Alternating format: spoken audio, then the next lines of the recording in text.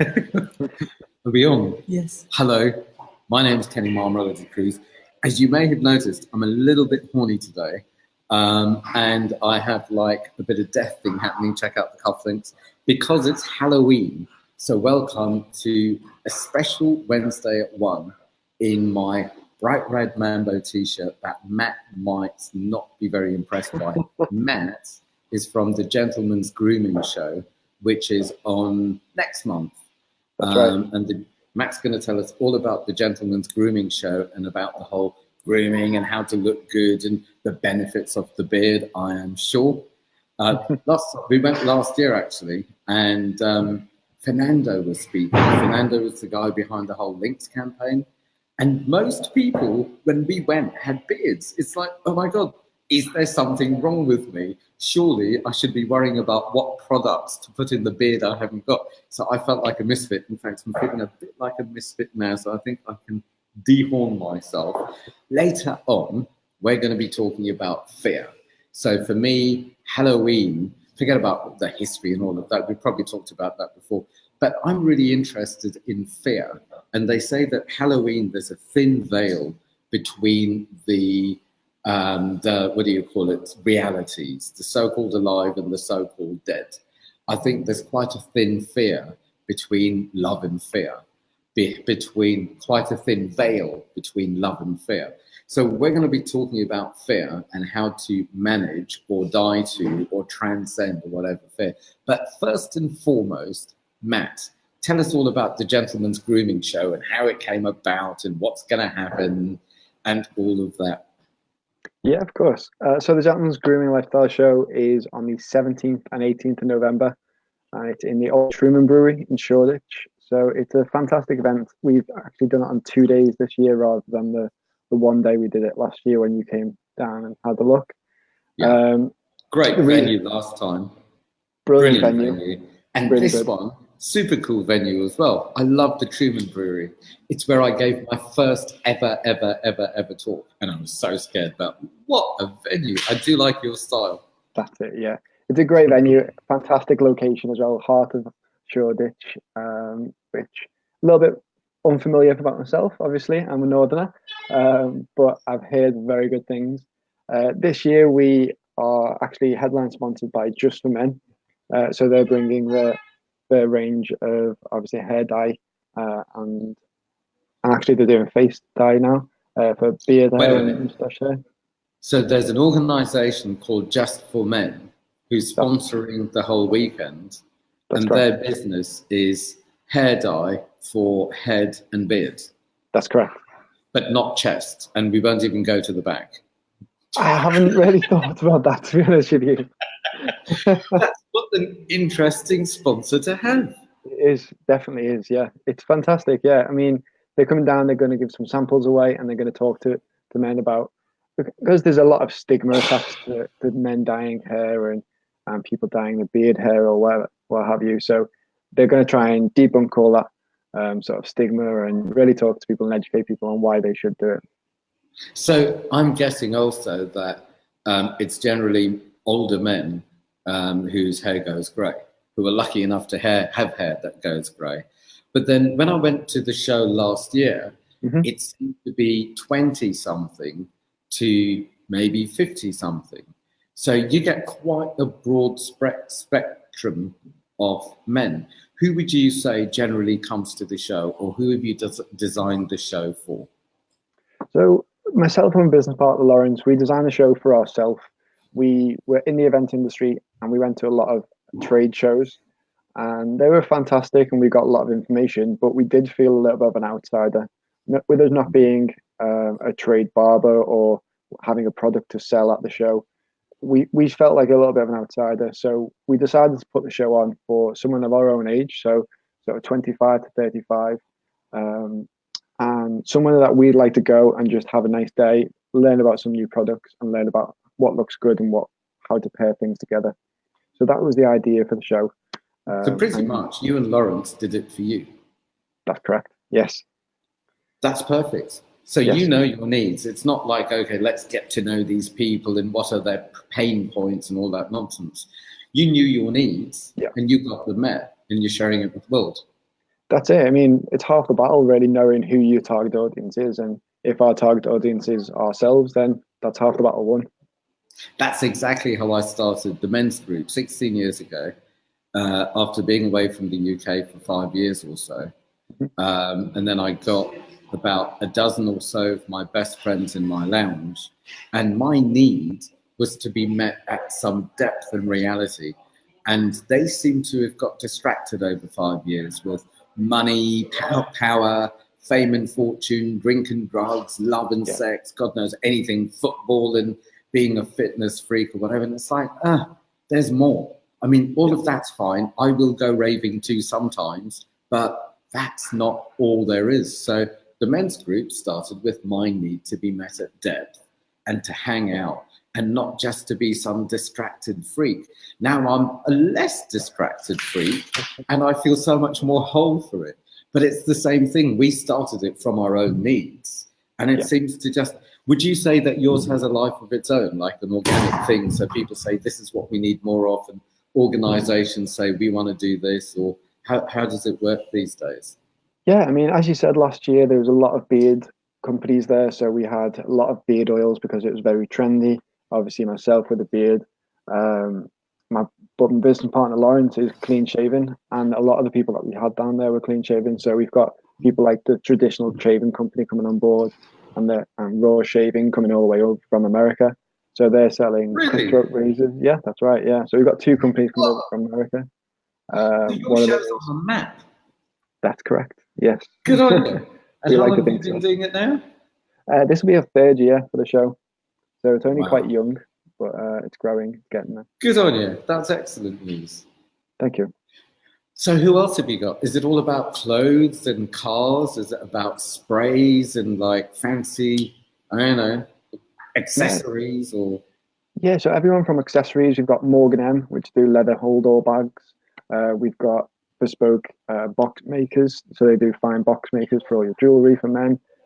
We've got Raw Shaving Company all the way over from America doing cutthroat razors and double-edge safety razors.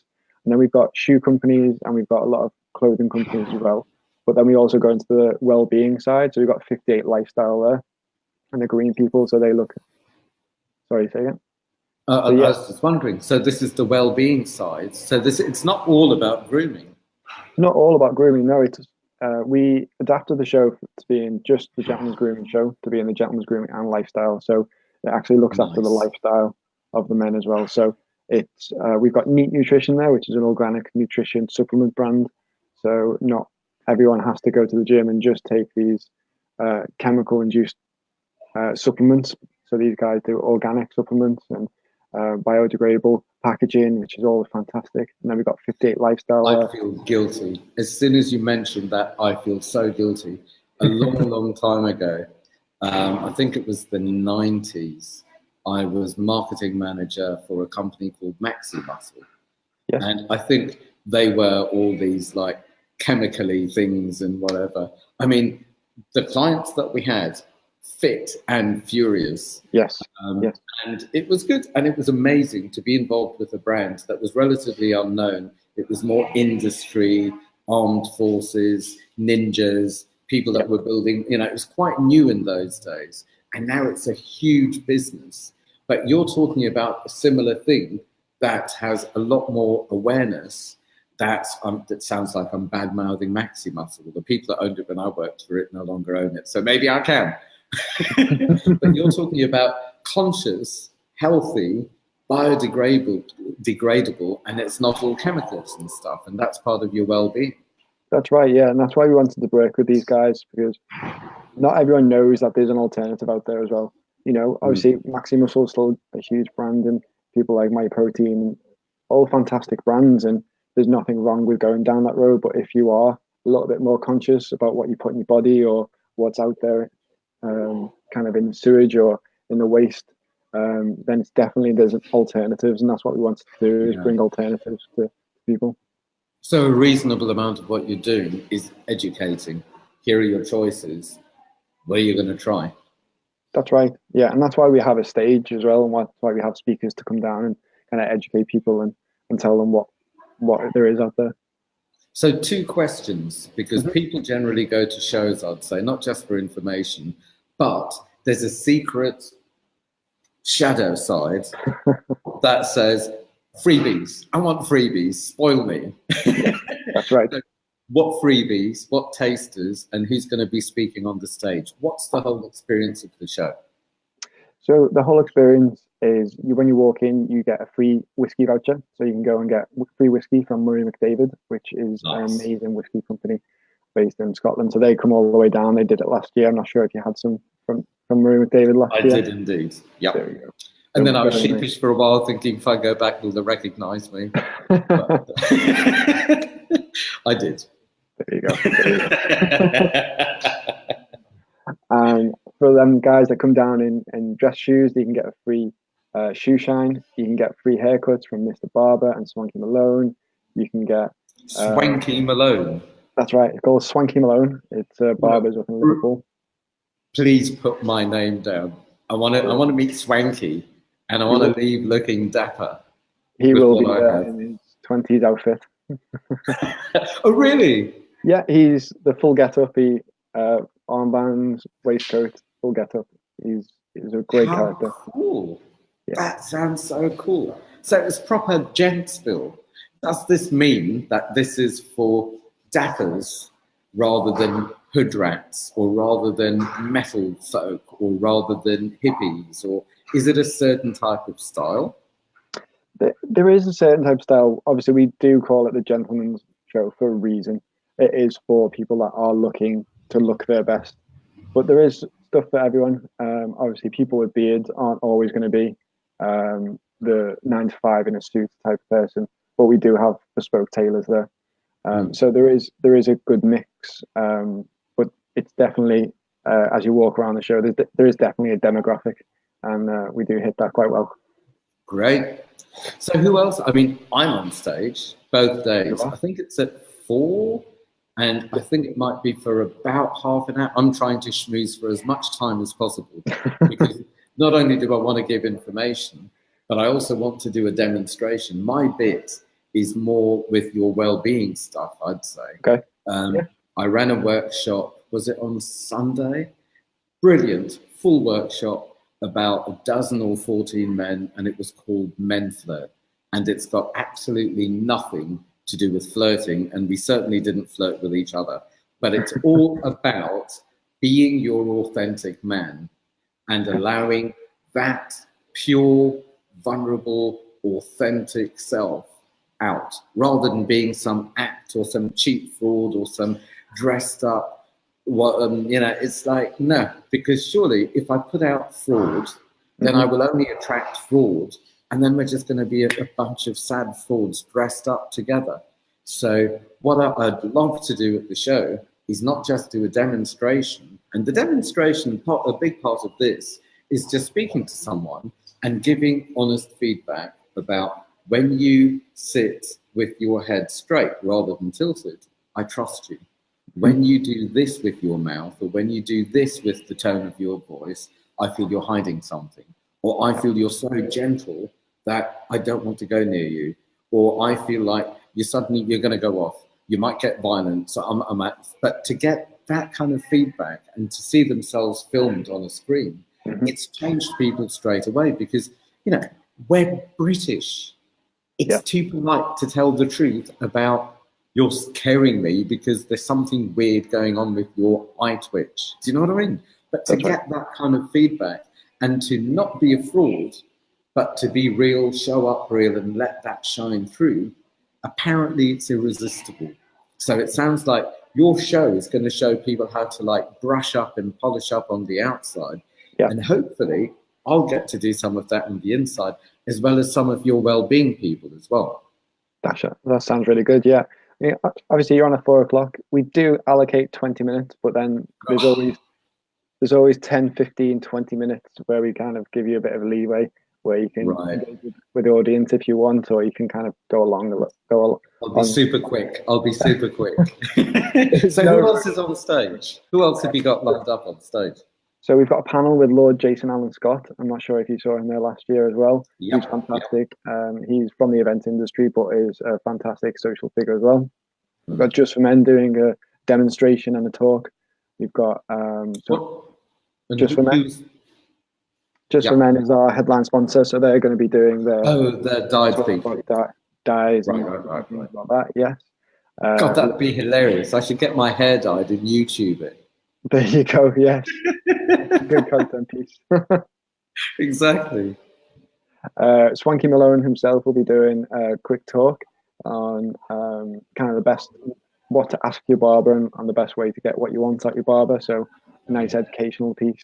And then we've got a couple of bloggers going up and doing a panel, and they're going to be just taking some questions from the audience. Really topics on the day, which is a great way, because what we found last year is when people are going around, they've got so many questions, but they don't want to go up and ask someone on a one-to-one basis.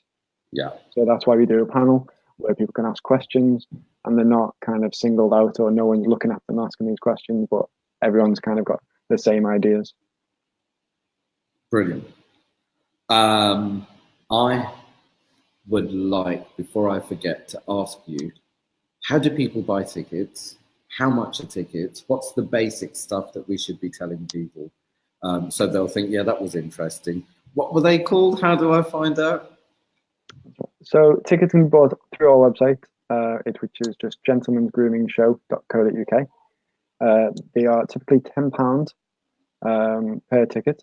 And with that, you get your free whiskey, free shoe shine, free haircut. You get a free goodie bag with some samples and some coupons thrown in there. And obviously you get a great day out. So it's 12 p.m. till 5 p.m.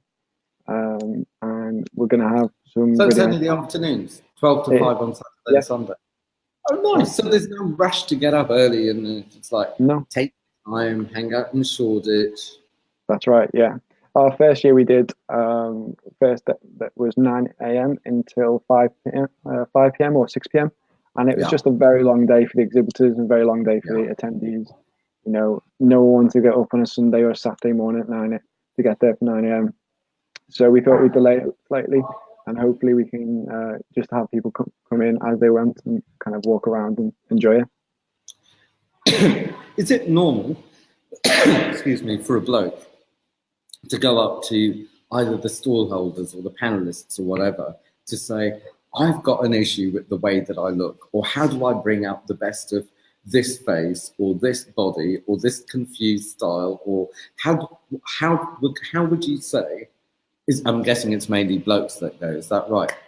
It is mainly blokes and their keepers. Blokes and the keepers. Is it normal for blokes to go up to people and say, okay, here I am, sort it out? How could blokes benefit the best from the show? Typically, no, it's not normal. However, that's why we kind of put the show on, because me and myself and Lawrence, we didn't have that outlet. We didn't have, access to a bespoke tailor where we can go to on a one-to-one basis, and we can ask them all these questions. So typically on a high street, men aren't going to walk into a shop and just ask the store assistant. But in this show, you'll see there's a lot of interaction between the exhibitors and the attendees. So it's not just a kind of a stall basis. It's a lot more information about the exhibitors getting their brand out there, but also the attendees taking stuff away. Like, oh, that's interesting. How can I take that and put that into my everyday life? So that's really kind of the education side of it is what I take from it. It's fantastic. That's brilliant. That's really helpful. And do you have because we talked about supplements and stuff, is there and you talked about the lifestyle and the well-being, is there a fitness side to all of this as well? Sorry, you broke up a little bit there. Can you just repeat the last bit? So there's the lifestyle part. Yeah. There's the well-being part. Obviously, there's the looking dapper part. Is there a fitness side to this, or is it not really there in that way? We're not really there yet. We are looking into a fitness side of things, and we do have someone coming down to potentially talk about posture and how you can sit and how you can kind of take your bad posture, like mine with my shoulders today, and kind of sit up throughout your day. But in terms of fitness side of things, we haven't got that so far. Right. Interesting, that posture thing, because that's another thing that we talk about in MenFlirt.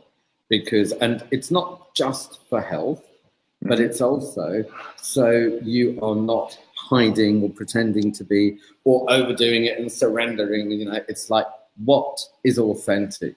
What is not too defensive? What is not too aggressive? How do I feel when you come across in this way? So it looks like our worlds are going to come together in one delightful, dapper weekend. That's all afternoons. What a relief, because it was difficult getting up in the winter. It was December last year, wasn't it? It was, yeah. We moved it forward slightly. Thank God. It was definitely cold. It's like, what am I doing going out? So lots of goodies, lots of freebies. I'll tell you what I'm doing as well is I am writing, or I am co-writing a blog to coincide with the Gentleman's Grooming Show and to bring it together with MenFlirt. And it's all about something called body dysmorphia. Have you heard of body dysmorphia or body dysmorphic disorder? I have done, yes. It used to be a huge deal for women only. And I'd say for a lot of men secretly, it's one of the issues that I had as a child. It's a huge issue for men, I'd say. And the issue is, especially with social media and Instagram, and, you know, I've never loved it. So my life is probably only half full because I've never watched Love Island, but apparently everyone's just like fit and pretty or something. And body dysmorphia, as far as I understand, as far as I experienced it, is looking for what's not right. And obsessing about it. I've got no chest, or I'm too short, or I'm too hairy, or this is too big, or that's too small, or everyone's staring at this thing. And then, for example, I would starve myself, or I was not too much into the whole exercise thing because of my obsessive compulsive disorder, but that's another story. But we're writing a blog about body dysmorphia. And in the blog, I've got one of my best friends who happens to be the Harper's Personal Trainer of the Year. And he trains a lot of, you know, A-list celebrities and all that kind of stuff. And it's interesting for him because everyone wants to look like him and be like him. And then comes his story of when he was a child, and when he had lots of operations, and how initially he needed to hide the scars with muscle or compensate. And I've come across this quite a lot because it's fine to look good and feel good, but if it's covering something up, then that's not authentic, and it creates attention. And that attention is not sexy. In fact, it's that fear that's being tarted up that goes out, rather than an authentic person bringing out the best. Well, I've also got another personal trainer talking. I've got 2 or 3 people talking about this because for me, it is about mental health, emotional health, surely physical and spiritual, as well as social. And your show and my groups seem to be about community, meeting community, learning from each other, asking the experts, and moving on, hopefully living happier and more dapper ever after. That's right, yeah. So I think, as you said, it was very prominent in women because they've always been a focus of the fashion industry, and now obviously with men kind of taking a big leap forward as well. It's just becoming a lot more apparent with men. And a lot more people are actually speaking up and saying, no, I actually feel I don't like this about my body, or I feel uncomfortable with this, and men feel a bit more comfortable speaking the kind of emotions, which was always taboo for men to kind of talk about. Thank God. That's right. And so the show isn't just to kind of make everyone look exactly the same, or the show is not you walk in as a kind of a scruffy vagrant and you walk out as a perfect gentleman. It's not about that at all. It's all about how you kind of feel in your own self, and everyone's body's different, as you said, and everyone's kind of got a different image on their head about what is the perfect body or what is the perfect person. So to walk to a room and be surrounded by 50+ people saying, here's options, and you know, it's a great place to be. It's a great place to kind of talk about that. Brilliant. Also, a quick thanks and a quick plug for me, because if you go to the members.co.uk or mensgroups.co.uk and sign up to my newsletter, then I'm going to be putting out something, obviously, before the show about the Gentleman's Grooming Show, and there will be a discount token. So thank you for allowing my community to get in cheap and easy and benefit from haircuts, hair dyes, shoe shines, whiskey, and everything else. That's really cool. Now, here's a cheeky question. Moving into the fear aspect. What's been the scariest thing for you about running the show or launching the show? And how did you manage it and overcome it? The scariest thing from setting the company up was moving from kind of a full-time steady job and then moving into kind of setting our own business up and then kind of putting this event on where we were getting traction from a lot of places. In Italy were getting in touch with us. Our first year we had people from Iceland come over, people from New York came over with their companies. So we had this kind of big reach at first, but then kind of if you put a party on for yourself and tell everyone to get there at 7 p.m. It turns 7 p.m. no one turns up. You're like, oh, is there actually anyone coming? So there's that kind of initial fear, and then once you start seeing people coming in and you see the reactions of people, that kind of it does dissipate. But that's probably the scariest thing. So you had that fear. How did you overcome that fear? It was, we leaned on each other a lot. There's three of us that own the business. We leaned on each other a lot, and we made sure that we put everything in place that we could have before the show. So therefore, if something didn't turn out, then we've done everything that we could have done before the show. So there's a lot of planning and preparation that went into it. And as everything is, you know, if we've done A, B, and C, then we'll probably get outcome of D. So as long as we have done these steps, then the outcome will be swayed towards what we want it to be. And then we can't control that outcome, but we can definitely guide it to where we want it to be.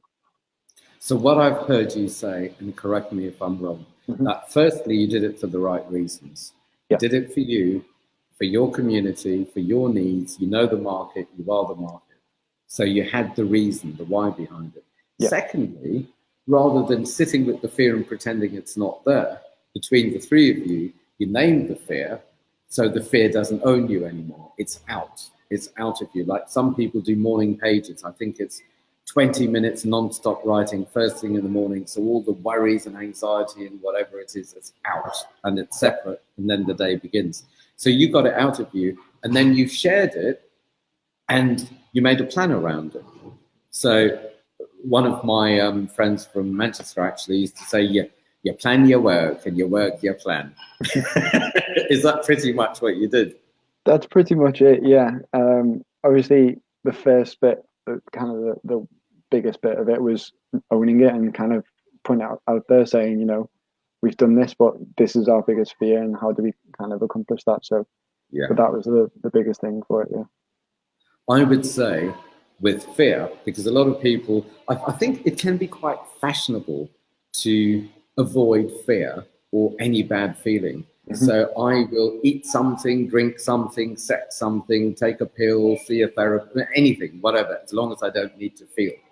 And sadly, if the feeling of fear is taken away, then very often the excitement or the love or the good stuff is also taken away. And there are so many men who kind of live in a limbo, either through medication or self-medication or strange behavior.